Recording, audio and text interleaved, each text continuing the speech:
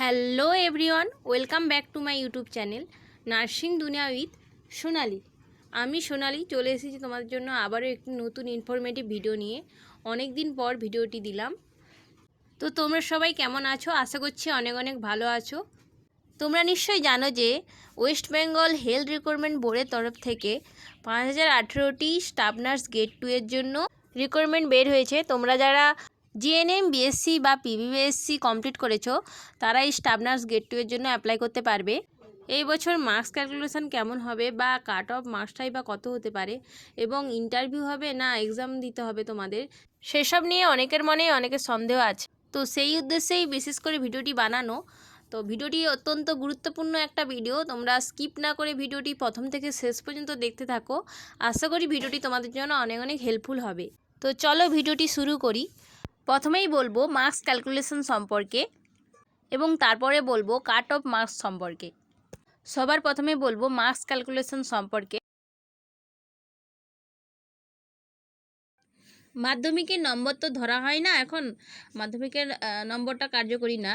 তো এইচএসের নাম্বার ধরা হয়। এইচএসে তোমরা সাপোজ 500 পেয়েছো, 500-এর মধ্যে 410 পেয়েছো এখানে, ঠিক আছে? তো 500 আগে 500 টোটাল ধরা হতো, কিন্তু এখন সেটি 600 নম্বর ধরা হয়।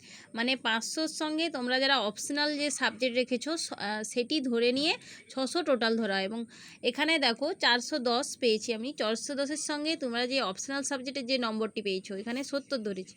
তো সেটি যোগ করে যত টোটাল হবে, টোটাল মিলিয়ে এবং তোমার যটি সাবজেক্ট 6টি সাবজেক্ট ভাজিত 6 করলে যে যত আসবে, মানে এখানে 80 এসেছে, এই 80টা তোমাদের এইচএসের নাম্বার। 80% তুমি এইচএসে পেয়েছো।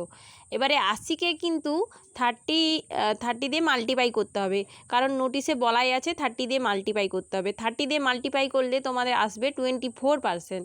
তো 24%টা হচ্ছে তোমাদের এইচএসের পার্সেন্টেজ, ঠিক আছে? এইটা তোমাদেরকে স্টাফ নার্স গেট 2 এ কিন্তু শো করাতে হবে যখন ফর্ম ফিল আপ করবে। তো তোমাদের যা টোটাল হয়েছে, পার্সেন্টেজ হয়েছে বের করবে, তারপরে তোমরা মাল্টিপ্লাই 30 করবে। 30 করলে যত পার্সেন্টেজ আসবে সেটা তোমাদের এইচএসের নাম্বার, ঠিক আছে? এবারে দেখব জিএনএমে তুমি কত নম্বর পেয়েছো। তো ফার্স্ট ইয়ারে 500 নম্বরের পরীক্ষা হয়, 500-এর মধ্যে তুমি যত পেয়েছো তত করবে, বসাবে। এবং সেকেন্ড ইয়ারে 700-এর পরীক্ষা হয় এবং থার্ড ইয়ারে 400-এর পরীক্ষা হয়। এই 700-এর পরীক্ষায় যত পেয়েছো তত ধরবে এবং 400-এর পরীক্ষায় যত পেয়েছো তত ধরবে। টোটাল জিএনএমে 1600-এর পরীক্ষা হয়। তো 1600-এর পরীক্ষায় তুমি যত পেয়েছো তত দিয়ে 1600-কে ভাগ করতে হবে। তো ভাগ করে যত পার্সেন্টেজ আসবে, এখানে 74% আসছে, তো সেটা এলে তুমি 39% এখানে পেয়ে যাচ্ছ, 39 নাম্বার। তো এটা কি করে পেলে সেটি একটি চার্টে বলা আছে, সেই চার্টটি দেখাচ্ছি, দেখো। তোমার যদি আলাদা কোনো কিছুর উপরে এক্সপিরিয়েন্স করা থাকে তো সেই ক্ষেত্রে তুমি 5% মানে 5 নম্বর তুমি এক্সট্রা পাবে, ঠিক আছে?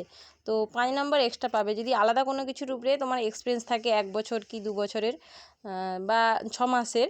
তো এক্সপিরিয়েন্স থাকলে তুমি সেক্ষেত্রে 5 নম্বর এক্সট্রা পেয়ে যাবে। তো এবারে বলবো যে এক্সপিরিয়েন্সের বেসিসে যে নম্বরটি ধরা হয়, তোমার যদি লেস দেন 12 মান্থের এক্সপিরিয়েন্স থাকে তো সেক্ষেত্রে তুমি পাবে কত, 0% তুমি নম্বর পাবে। এবং তোমার যদি 14 মান্থের এক্সপিরিয়েন্স থাকে তো সেক্ষেত্রে তুমি 2 মার্কস পেয়ে যাবে। তো সেটি কী করে পাবে সেটি চার্টে দেখানো আছে, সে চার্টটি দেখাচ্ছি। টোটাল কিন্তু এক্সপিরিয়েন্সের উপরে 10 মার্কের 10 মার্কস কিন্তু থাকে, 10 মার্কস থাকে এক্সপিরিয়েন্সের উপরে। এবারে তোমার যদি 14 মাসের এক্সপিরিয়েন্স হয় তাহলে তুমি 2 পেয়ে যাবে, কিন্তু তোমার যদি লেস দেন 12 মান্থ এক্সপিরিয়েন্স থাকে তো তুমি সেক্ষেত্রে 0 পাবে। এতক্ষণ বললাম মার্কস ক্যালকুলেশন সম্পর্কে, এবারে বলবো কাট অফ মার্কস কীরকম হতে পারে সেটির সম্পর্কে। এবারে বলবো লাস্ট যে রিক্রুটমেন্ট হয়েছিল যে 2022 সালে, সেই ক্ষেত্রে কত কাট অফ মার্কস ছিল সেটি দেখে না যাক। 2022 সালে যে রিক্রুটমেন্টটি হয়েছিল তাতে যে জিএনএম ফিমেল ক্যান্ডিডেটদের যে আনরিজার্ভ ক্যান্ডিডেট ছিল তাদের হাইয়েস্ট মার্কস উঠেছিল 74.90% এবং ফার্স্ট প্যানেল লিস্টে কাট অফ কত ছিল না 63.26% এবং সেকেন্ড প্যানেল লিস্টে 63.15% ছিল। এবং এসসি ক্যাটাগরির যারা ক্যান্ডিডেট ছিল তাদের হাইয়েস্ট মার্কস ছিল 63.24% এবং কাট অফ মার্কস 38.55। এবং এসটি ক্যাটাগরির যারা স্টুডেন্ট ছিল তাদের হায়েস্ট মার্কস 63.13% এবং কাট অফ মার্কস কত না 38.53%। এবং ওবিসি এ যে ক্যাটাগরির যে স্টুডেন্টগুলি ছিল তার হায়েস্ট মার্কস হচ্ছে 63.24% এবং কাট অফ ধরা হয়েছিল 39.74%।